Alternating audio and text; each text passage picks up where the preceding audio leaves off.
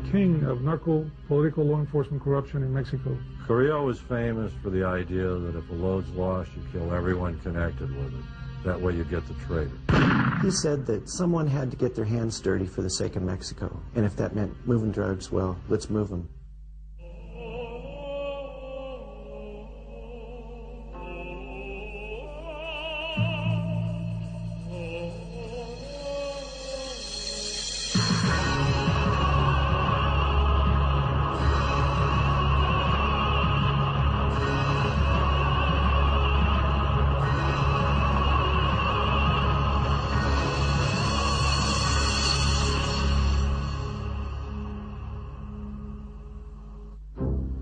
September 29th, 1989. It was the largest seizure of cocaine the world had ever seen. Over 21 tons with a potential street value in excess of $7 billion. Discovered in a warehouse in Sylmar, California. Boxes of the narcotic have been stacked 8 feet high alongside bags filled with over $10 million in cash. Investigators soon discovered that the drugs had entered the United States via the bridge that connects El Paso, Texas with the Mexican border community of Juárez. And while most law enforcement officials wouldn't learn his name for several more years, they were already experiencing the influence of a mysterious Mexican drug lord named Amado Carrillo Fuentes. His rise to power and ultimate demise offers a rare glimpse into the narco-political underworld of Mexican organized crime.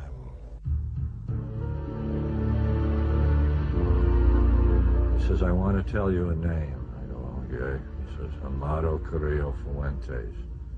And he said, I want to tell you one other thing. Never say that name out loud. He was the king of narco-political law enforcement corruption in Mexico. There was a time when Amado was moving drugs in old commercial airliners, moving it by the ton. You know, 10 tons of coke, pure Colombian coke, in a passenger airline. That's how he got his nickname, El Señor de Los Cielos, Lord of the Skies.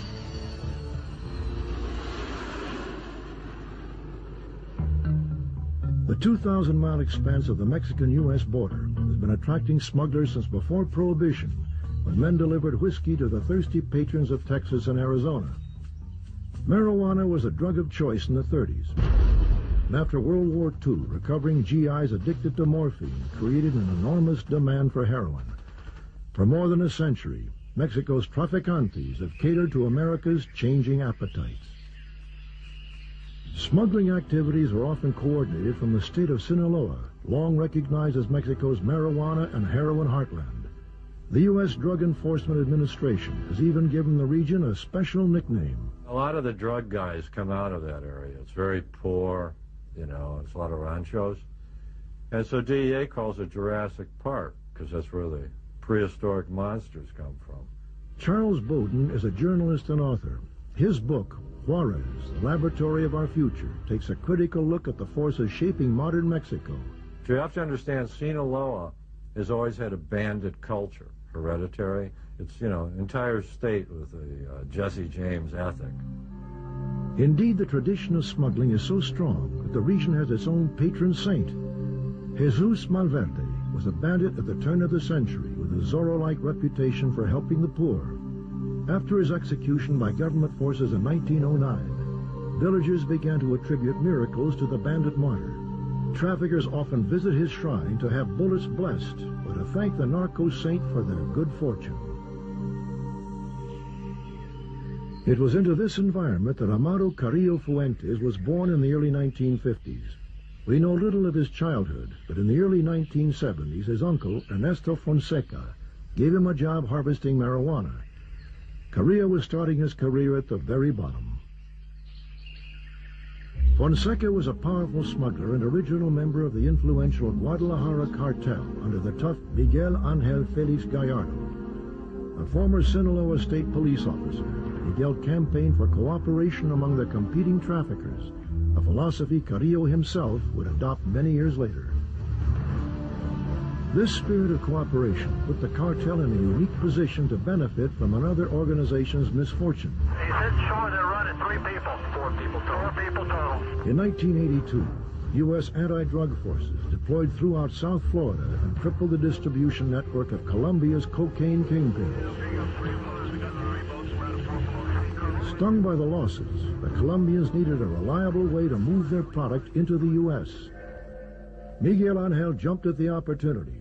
The cartel had ferried cocaine through Mexico before, but this new arrangement would encompass much larger loads and bring much greater profits, up to $2,000 per kilo. It wasn't long before the Sinaloa drug lords were making more money than ever before. Here in the Sierra Madre, where there's no electricity and people have thatched roofs, you start seeing nightclubs with lavish marble and things in the middle of nowhere. And then you notice that people that are barefoot have Uzis. And what are you supposed to think? They had a good corn crop? It is unknown how Carillo made the transition from harvesting marijuana to full-out trafficking. Most believe that Carillo had completed his apprenticeship and was ready for a larger role in the organization. That larger role may well have included a 5-year stint as a member of Mexico's secret police, the DFS. DFS stands for the Directorate of Federal Security, and it was the secret police agency of Gobernacion, which is the Interior Government Ministry of Mexico. Amado had one of those badges. He was an agent at the time of the bust of the Buffalo marijuana complex in Chihuahua, Mexico. A vast multi-billion-dollar operation which at the time employed 7,000 farm workers on the marijuana fields. The biggest drug plantation ever created on Earth. One so large it could be seen by American satellites. The drug complex was exposed by DEA agent Enrique Camarena, who was kidnapped, tortured, and murdered by leaders of the Guadalajara cartel, Carillo's uncle among them. In the investigations that came out later, it turned out that the DFS was deeply involved in the protection of this operation, along with the MFJP, the Mexican Federal Police, and the Mexican Army. The cowardly murder of Enrique Quique Camarena, special agent with the Drug Enforcement Administration, was carried out by the Mexican government in conjunction, in cooperation, in partnership with the godfathers of the drug trade. Phil Jordan retired from the DEA after 30 years of service, including 10 years as special agent in charge of the Dallas office and 1 year as head of EPIC, DEA's El Paso Intelligence Center, the largest database of drug trafficking information in the world. He and Camarena were good friends. To this day, Mexico has never apologized for having captured and delivered Quique Camarena to the traffickers. Because of the international pressures that resulted, mainly from the United States, the DFS dismissed 400 of its agents. And I have to assume that Amado was one of those 400 who were dismissed at that time. In 1985, Carillo made his way to the border town of Ojinaga, a village situated near the Big Bend region of Texas that was rapidly becoming a major distribution center for narcotics in northern Mexico. It had always been very important for marijuana and heroin, but after the cocaine smuggling shifted from the Caribbean into Mexico, Ojinaga became cocaine central. At the time, Pablo Acosta was the undisputed crime boss of Ojinaga. Having smuggled heroin and marijuana in the region for close to 15 years, he had finally taken control of the region, or plaza, 3 years previous. In a process known as piggybacking, the Guadalajara cartel had added cocaine to Acosta's well-respected operations. Pablo's strength was that he had the protection soda for that whole region, and so the cocaine coming in was secure. Nobody had to worry about it. If it was in Pablo's hands, it was safe. Proof that Carillo was an Ojinaga came in 1985, when U.S. Customs agent detained him for carrying an automatic rifle into Mexico. This was Carillo's first and only run-in with U.S. law enforcement, and it produced the oldest known photographs of the man who would become Mexico's most powerful drug lord. Carillo spoke freely with the customs officials, giving them a great deal of personal information. And even though U.S. intelligence had already identified Carillo as a powerful trafficker, they did not know how the Sinaloan fit into Pablo Acosta's organization.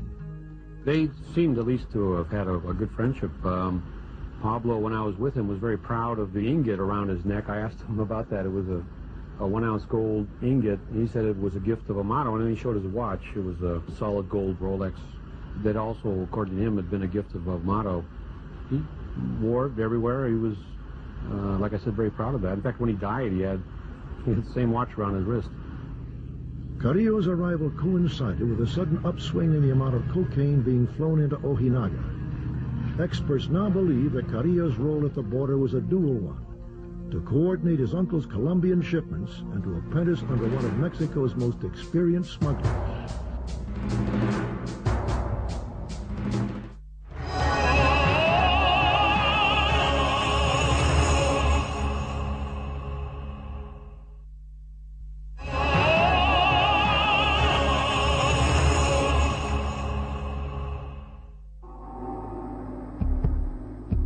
Pablo Acosta was an expert at getting drugs across. He knew how to do it, and he taught Amado everything he knew. Amado was a little bit smarter, though. You know, Pablo Acosta used to freebase cocaine and do all this stuff. I mean, he was, even if he hadn't gotten killed in a shootout, he was on his way to an early grave. Aging and addicted, Acosta was losing his grip on the plaza. Carillo, by contrast, was coming into his own. After his uncle's arrest for the murder of Special Agent Camarena, it is possible to assume that Carillo inherited his uncle's operation. In late 1986, Terrence Papa met both men and found the contrast memorable. We were sitting there in an apartment above a radio station. There was a long table there, and there was ashtrays overflowing with cigarette butts. There were machine gun clips. There was his AR-15 right behind him. He had a .45 in his belt. At some point, he pulled out a little bag of cocaine and then a box of baking soda, and he mixed the two up and then cooked it over a flame. And it melted, it bubbled up and then fused together. And for the rest of the night, he was either scraping that stuff into a powder, making packs of cigarettes to smoke that he kept in his pocket, or smoking this stuff. Everybody I've talked to about him attributes his decline and fall to cocaine. And then Amado came over. He walked into the room. He was dressed in Western, I recall. You know, a little bit pudgy, friendly, a little bit overly friendly, in fact. There was one thing I remember, though, that really stands out, and that was a sort of a glint in his eyes. And I think he knew the fact that Pablo was talking to an American reporter spelled his doom. I think Amado knew that.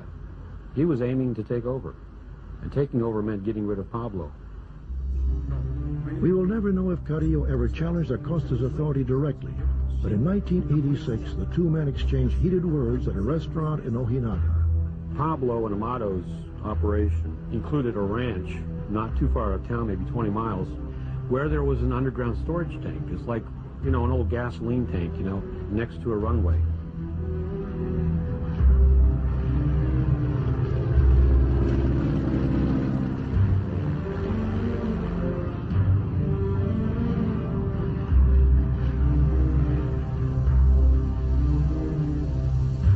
You know, they'd fly in turboprops of cocaine, 1,800-pound loads, and then offload it and bury it in a tank. And only the traffickers knew about this tank. Somehow or other, the DEA found out about this tank. Somehow or other, Amado found out that the DEA knew about it. Now, independently of Pablo, Amado had 6 people rounded up who had knowledge of that underground tank. And he had each one of them tortured to death to find out if there was a leak or if they knew anything about a leak. And none of them did, but they were all dead. Acosta confronted Carillo, asking him what he had accomplished by killing 6 innocent men.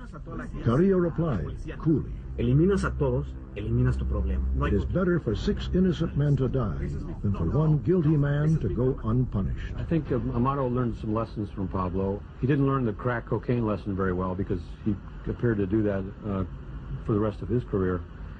But he did learn that the high profile had some real strong drawbacks.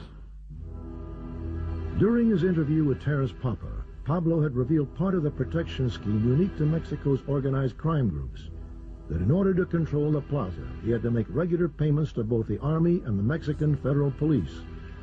As soon as the interview was published, the order came from Mexico City to arrest Pablo Acosta. For the next 5 months, they chased him all over Mexico. He ended up hiding out in a river village on the Rio Grande, and he was trapped in an adobe hut for about an hour. They had a hellacious gun battle, and he was killed. He refused to give up. When Acosta went on the lam, Carillo disappeared. Some believe he was involved in Acosta's death. I can't speak for the DEA. I can speak for the intelligence that was known, and the intelligence was that Amado Carrillo Fuentes paid the Mexican federal police $1 million to have Pablo Acosta killed. Never have a high profile. Don't talk to reporters. Don't let anyone know your name. Kill people that publicize your name. Because that's what killed Acosta. He became too well known, thereby becoming an embarrassment to the Mexican government that employed him, which they did. The police and the government in Mexico get a cut of everything, including crime. So if you want to be a criminal, the head criminal, you have to establish that you're in charge of the plaza, that you represent the criminal element. Then you can go to the comandante and cut a deal. And the comandante will tell you, you can do anything you want, but if it gets to be trouble, I'm going to kill you, arrest you, jail you. But if that doesn't happen, you just give me my bite, and you can do business. That was the way the plaza system functioned. Over time, it was natural for individual plazas to band together into larger alliances. Carillo's original mentor, Miguel Angel Felix Gallardo, expanded his operations north of the border, forming the Tijuana cartel. Juan Garcia Abrego consolidated coastal smuggling with prohibition routes across the mountains to create the Gulf cartel. The Juárez cartel was under the control of Rafael Aguilar Guajardo, a former commander of the DFS, Carillo's alma mater. It is from Juárez that Carillo resumed his air shipments from Colombia, mere days after Pablo Acosta's funeral.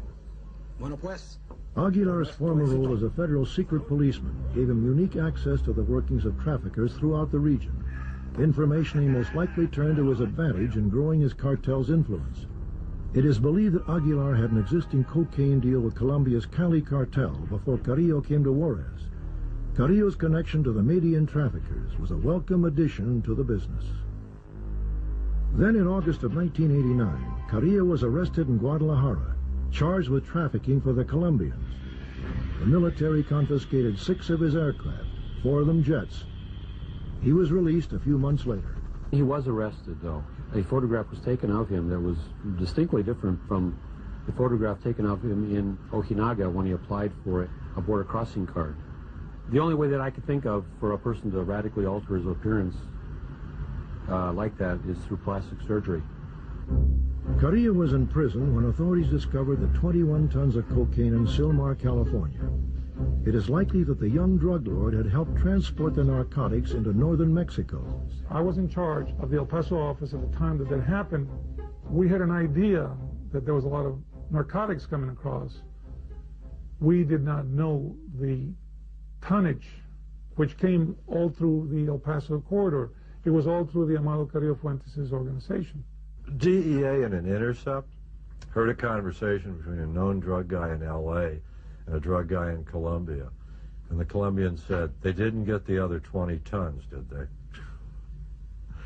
Silmar terrified the American drug community because it blew the whistle on how big the volume of the traffic was.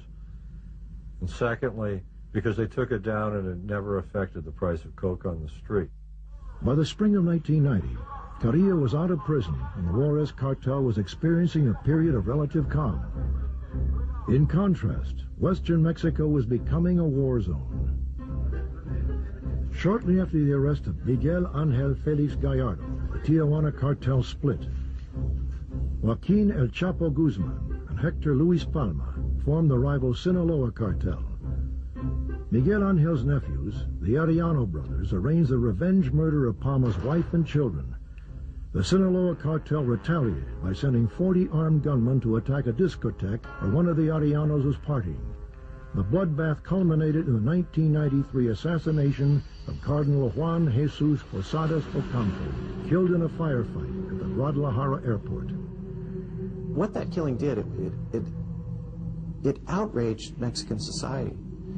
And it showed just how brazen traffickers had become. It showed the horrible possibilities of Mexico becoming another Colombia. The Juárez cartel took tremendous advantage of this uncivil war.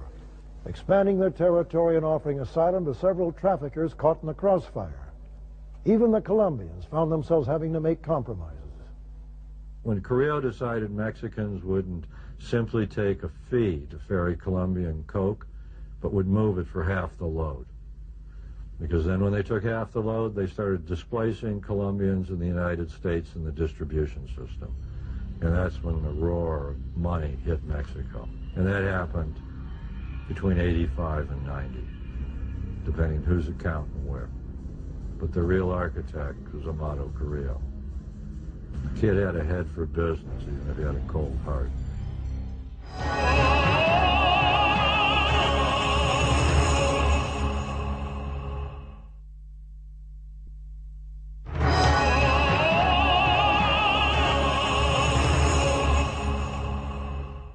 The day he was murdered, his bodyguard driver didn't show up for work. A week later, that same bodyguard driver was in Juárez working for Amado Carrillo. Therefore, it looks like Amado was behind killing Aguilar, and that's when Amado Carrillo took over the plaza. What you have to understand is Juárez is not just another city. If you sit down and you open up a map of the United States, Juárez connects with major transportation arteries, railroad and interstate highways, in the soft underbelly of the Republic. It is the best location on land for a launching pad for drugs into North America, and is the most valuable thing to own. And Carrillo then owned it. Carillo streamlined the operation almost immediately, bringing the loose-knit cartel into the modern corporate era. He used cargo planes and passenger jets to transport 10 to 15 tons of cocaine at a time. His pilots filed flight plans that blended the contraband into legitimate commercial air traffic. If the flights were detected at all, Mexico's anti-drug aircraft would be left breathing jet fumes. It wasn't long before Carillo was given his most famous alias, Lord of the Skies. Carillo's growing legend made it impossible for him to remain hidden. In November of 1993, he survived the only serious attempt ever known to have been made on his life. Amado Carrillo and his wife and children were eating in the evening at a fish joint. Nice one. Suddenly a bunch of guys stormed in, started shooting.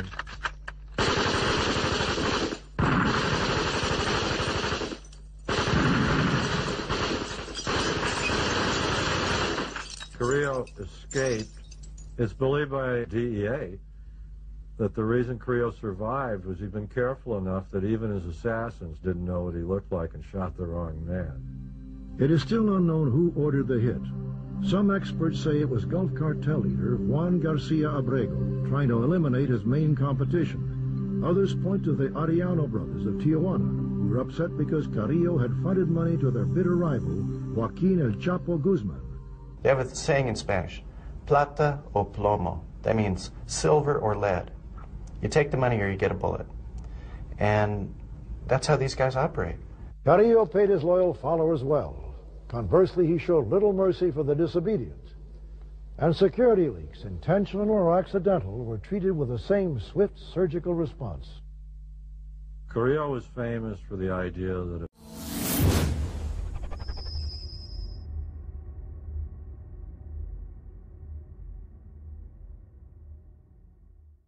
if a load's lost, you kill everyone connected with it. That way you get the traitor. And he did it. Carrillo took in 93 and 94 to killing people where he wanted the bodies found, and were tying them with yellow ribbons as a message. Gradually, Amado progressed. He apparently owned the only tiger in Juárez. There's a history among drug guys of liking to own big predators. In 96, the tiger escaped, actually, and ran around in the streets there. Was captured and sent to Ciudad Chihuahua, the capital, to be placed in that zoo. About that time, drug killings started appearing where the people would be dead, executed, hands tied, shot through the head, but would be delicately draped with these cheap tapestries with tigers on them. If you're found in this fashion, it's to send a message. It's a form of policing.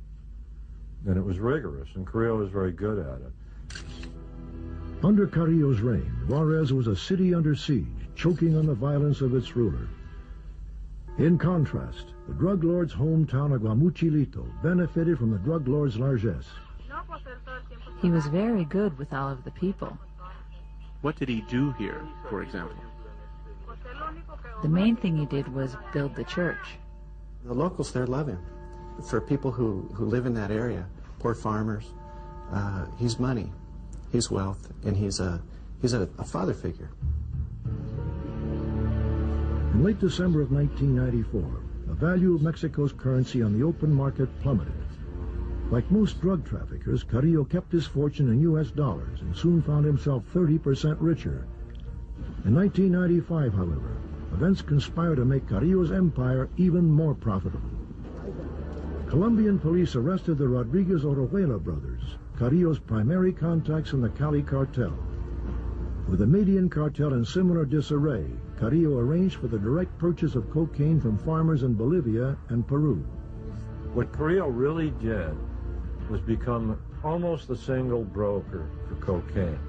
And he held 2 meetings with the other capos, heads of cartels, and here's the offer he made. I'll broker the cocaine and we don't fight over territory. And you just come to me, I'll sell it to you wholesale, I won't try and hog it, and then we just all have our little thing as far as distribution in the United States, and we live at peace. Because Amado Carrillo was smart enough to know that war is expensive and peace isn't. The Colombians recognized the threat for what it was. Carillo had both the resources and power to significantly cut them out of the United States market, a market that consumes an estimated 400 tons of cocaine every year. In the end, the Colombians relinquished part of their distribution network in New York City to the Mexican drug lord. There was a point in the mid-90s in which Amado could traffic cocaine all along the entire nearly 2,000-mile-long border. He could even go through Tijuana up into San Diego and Los Angeles, even though some of his bitter rivals are there, the Arellano Felix gang, notorious for violence. But Amado was always a peacemaker. He believed, you know, as Miguel Angel Felix Gallardo taught him, that it's much better to work with your brother trafficker and make money than to kill him. If you got to kill him, you got to kill him. But work together and you can just make a mint. And that's what he did for many years. He created a monster, I think. Before that, Mexico had always had 4, 5, 6, 7, 10 cartels, who the hell knows. And essentially the government could always stay on top by playing one against the other. He consolidated and became as big as the government. At every turn, DEA and other agencies were stymied by a lack of support from their Mexican counterparts. Carillo's protection extended high into the echelons of power. Dramatic evidence of Carillo's top-level collusion surfaced a few years later in U.S. federal court. Raul Macias, formerly of the Mexican Federal Judicial Police, testified that the local highway patrol had intercepted one of Carillo's infamous air shipments in the northern state of Zacatecas. A huge full-body jet put down on a dirt runway. It was like a 727 or 707. No seats, full of cocaine. Typical Carillo operation. He had a fleet of them.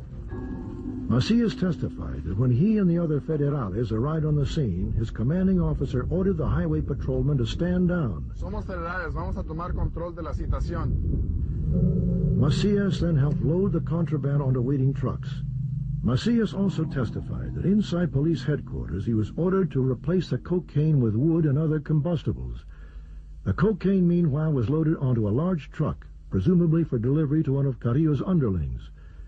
The wood was then burned, masquerading as cocaine in a public ceremony of destruction. This exemplifies the type of operations that Amado Carrillo Fuentes had. I can guarantee you that none of the 10 tons were destroyed, okay? Eventually, they found themselves back into the American market. Everything we shared with the Mexican government through the drug czar would immediately be reported to Amado Carrillo Fuentes. In the spring of '96, somebody in DEA shared informants with somebody in the Mexican war on drugs. And for 3 months after that, bodies littered the streets of Juarez. They were instantly translated, you know, the names given to the cartel. U.S. Customs agents intercept close to 1 million pounds of narcotics every year. The agency has had great success with its domestic air interdiction program. which monitors air traffic across the nation.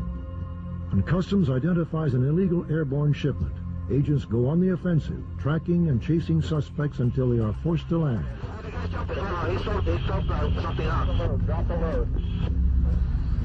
At the border crossings, gamma ray and backscatter X-ray imaging devices peer deep into the vehicles to expose expertly hidden narcotics. But even with the latest technologies employed to stem the flow of drugs into the United States, weak links remain.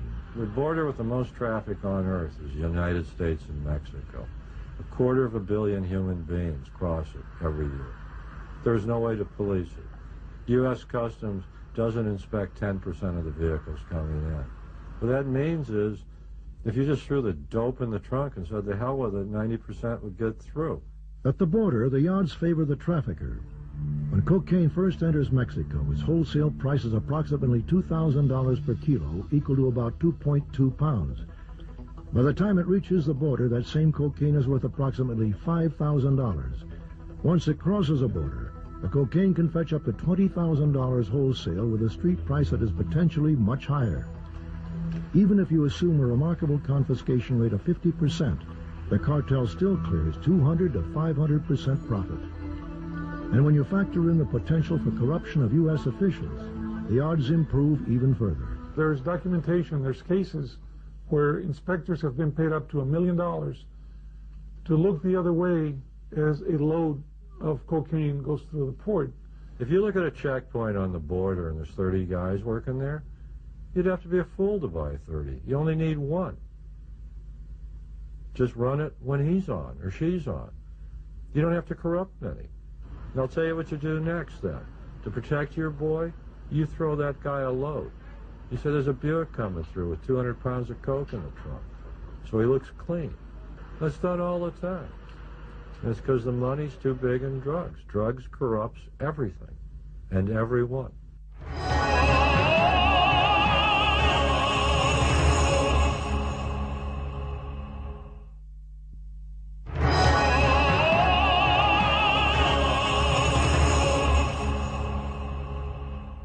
The Juárez Cartel had only one consistent vulnerability, its cash flow. Until the gargantuan profits had been laundered into legitimate-looking dollars, Carillo couldn't touch them. Drug money is not hiding in the ground in 55-gallon drums. Drug money is in commerce with the rest of the money. It gets there because money launderers use the same facilities that legitimate corporations use who earn money. The laundering process was surprisingly simple. By secret arrangement between trafficker and banker, cash generated from drug sales in the U.S. was smuggled back into Mexico and deposited in any one of several Mexican banks. The bank would then issue the trafficker or his representative bank drafts in U.S. dollars drawn on the Mexican bank's accounts at major U.S. banks. The cash itself would then make its way back across the border by armored car and be deposited in the U.S. The bank drafts were then free to be laundered into legitimate business and real estate holdings around the world. San Antonio, Texas, has a $3 billion surplus every year in its banking system that cannot be accounted by any calculus in the legitimate economy. Miami's $25 billion. El Paso, $750 million. If you wanted to hurt drugs by hurting money, you'd hurt it on both sides. But one side can bite you, meaning banking in this country. The biggest lobby for the NAFTA treaty didn't exist in Mexico. It existed in the U.S. financial institutions because they were the beneficiaries of all the money the Mexican banks and corporations would bring to the United States. They're investing it overnight and earning from it. At its peak, Carillo was making an estimated $10 billion a year. In that same time, it is believed he was paying $500 to $800 million in bribes. Having risen to the top of his profession, there is evidence that the Lord of the Skies was looking for a way out. In January of 1997, Amado Carrillo Fuentes, through an emissary, sent a message to the President of Mexico, Ernesto Zedillo. He said, I want you to stop harassing me. I want you to leave my business alone. I want you to leave my family alone. If you do that, I won't dump any dope in this country. If you don't, I'll leave this country and your economy will collapse. And that's absolutely true, it would. Because in 1997, Pemex was the biggest legal export, petroleum in Mexico. It earned $7 to $8 billion a year. And in 1997, that same year, cocaine, marijuana, heroin was earning Mexico $30 to $32 billion. The ultimatum may have been in response to the January 6th raid on his family's compound in Sinaloa. Carillo's sister was getting married, and he had flown home for the occasion. The police intended to capture the drug lord while he was relatively unprotected, but an anonymous phone call tipped Carillo off before the police could arrive. Given how much money he was said to be paying the government for protection, it is likely Carillo viewed the raid as an insult. Amado, according to his lawyer and others, was a real nationalist. He said that someone had to get their hands dirty for the sake of Mexico, and if that meant moving drugs, well, let's move them. If it helps the economy, if it helps Mexico. This wedding video is some of the only known footage of Amado Carrillo Fuentes. Oh, he looks like hell. He looks like a CEO who spent 3 weeks on a corporate merger and hasn't slept and has been living off either whiskey or cocaine. And you can tell he's a man under pressure, that it's getting to him. It's like watching Scarface, the last reel. In February of '97, Carillo's empire began to shatter. General Jesus Gutierrez Rebollo, recently appointed Mexico's newest anti-drug czar, was discovered to be living in a luxury apartment paid for by Carillo. It was a scandal, a huge scandal. You know, to have the head of your anti-drug agency to be on the payroll of the country's biggest drug trafficker. It's kind of like having somebody working at Los Alamos and giving all of our nuclear secrets to the Chinese. The general's arrest came a mere 2 weeks after having been in Washington, D.C. to meet with U.S. drug czar Barry McCaffrey and discuss confidential counter-narcotics operations. To the press, McCaffrey even expressed his belief that the general was an officer of highest integrity. After he was appointed, General Gutierrez Rebollo had a meeting with reporters. He said, you know, the problem isn't these big drug cartels in Mexico. You gotta be real concerned about these little cartels, the cartelitos. They're the ones that are really much more important than the big guys, because if you add them all up, they're bigger. He was telegraphing his message. He was saying, I'm not going after Amado.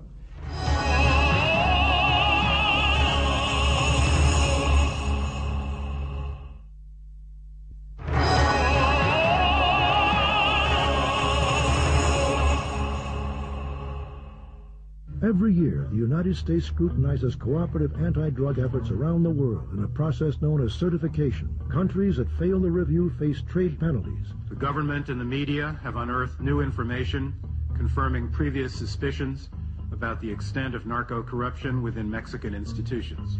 This connection between Gutierrez and Amado was exposed by the government of Mexico itself. Mexico's failure to confront these cartels does not protect a single child on any street of any city in the United States of America. We stand by the decision, obviously, to have the United States certify Mexico, and we're very much opposed to the efforts in Congress to reverse that decision, because we don't see how it helps the United States to walk away from Mexico when both of us are together, working together in a fight in the drug wars. It's almost become a ritual now. Every time certification comes up in February, the Mexicans end up offering something, a sacrifice. It was a tremendous shock to all of us to have this General Officer Gutierrez Rebollo revealed, alleged to be a criminal. There's two things about certification I think everybody should know. One, it's a total fraud. It doesn't change anything in Mexico. And two, it's a preposterous action.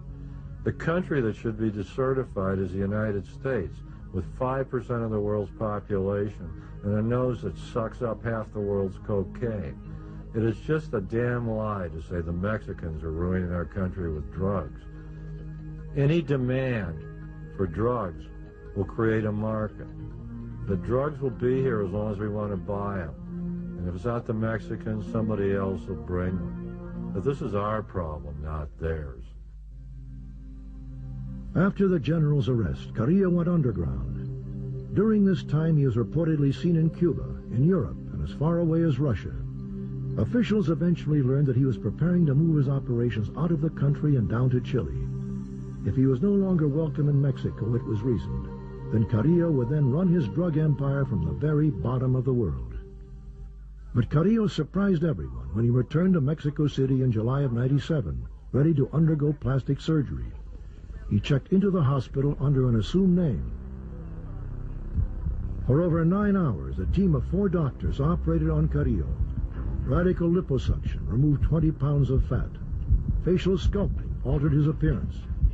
In the end, however, an overdose of the tranquilizer Dormicum kept Carillo from ever leaving the table. When officials learned that Carillo had died under such bizarre circumstances, few were willing to believe it. After all, it wouldn't have been the first time a fugitive had faked his own death by leaving an unrecognizable corpse.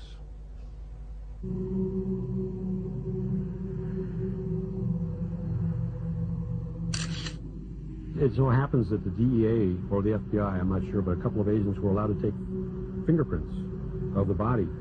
And the comparison was made with the fingerprint, the thumbprint, of Amado's border crossing card that was issued to him in 1985. This allowed Thomas Constantine, who was DEA director at the time, to announce, even before the Mexicans did, that it was in fact Amado. And I think that's correct. 4 months later, the bodies of Carillo's doctors were discovered stuffed inside oil drums along the side of a deserted highway. They had been extensively tortured. It's widely believed that the family members did this to the doctors. That's very likely. The family wanted to find out why Amado died, and so they tortured people to death to try to find out what the truth is. Through sources, know of a person who saw the body the night he died and said the sutures weren't even stitched. Well, plastic surgeons close the sutures. You're paying to not have scars. That's the whole idea, to change your appearance, which would suggest somebody deliberately killed him by injection. The question there is, who injected the chemical? You know, did the government kill him? Members of his own cartel, another cartel, American law enforcement, or the CIA? Mexican authorities are convinced it was murder, but they haven't offered any evidence. My theory is that he really did die under plastic surgery. He had been using crack cocaine for at least 10 years. That has a tendency to degenerate your organs, your heart, your liver. What the truth is, probably the Carillo family, they're the only ones who will ever know.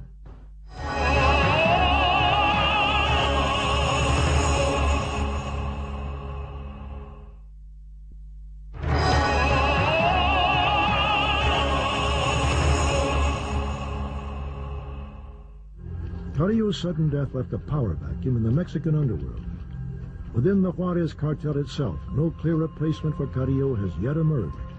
After the death of Amado Carrillo Fuentes, a drug war in the true sense of narco-traffickers fighting each other emerged. They like to say Mexico's been relatively quiet. The FBI figures there's been 1,000 drug murders in Mexico in the last 24 months. I think that's low. One of the emerging figures is a guy by the name of Juan José Esparragosa Moreno.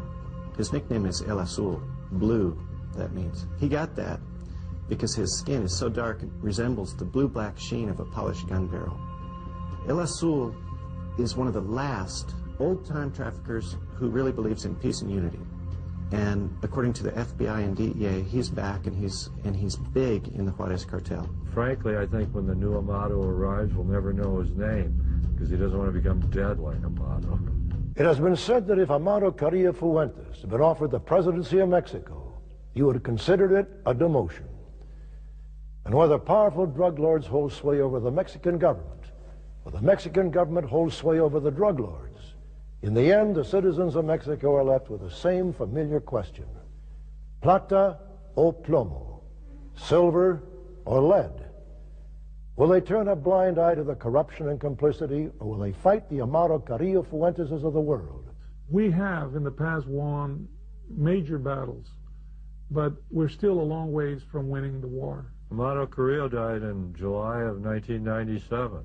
I haven't run into a single American who says I can't find any coke and I can't afford it. Heroin's so damn cheap now people won't inject it. They just snort it. No, his death meant nothing. It was like the death of the head of General Motors. The Chevys just keep rolling off the line. That you have to give the devil his due. He built something durable. In Mexico, if you ask people about Amado Carrillo, ordinary Joe Sixpack on the street is going to say, well, he's still alive. You know, there's such belief in his myth, his power, his legend, that some Mexicans think he couldn't be dead. He's the Lord of the Skies. He can't die.